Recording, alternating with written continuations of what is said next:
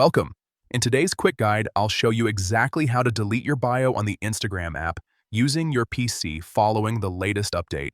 If you want a clean profile or simply want to remove your current bio, this process is very simple and only takes a minute.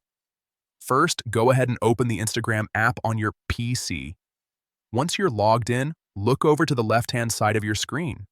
You'll see a menu there with different options.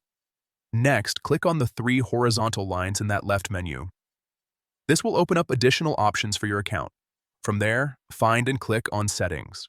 This is where you can manage your profile and account details. Once you're inside Settings, look for the option that says Edit Profile and click on it.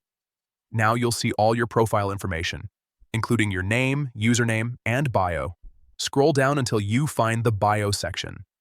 To delete your bio, simply click inside the bio text box and remove all the text there. Make sure the field is completely empty if you want your bio fully removed. After clearing your bio, look for the Submit button. Once you find it, click on it to save your changes. And that's it. Your Instagram bio is now completely deleted, and your profile will appear without any bio text. If you ever want to add a new bio later, you can follow the same steps and enter whatever you like. That's all for this tutorial. Simple, quick, and updated for the latest Instagram layout.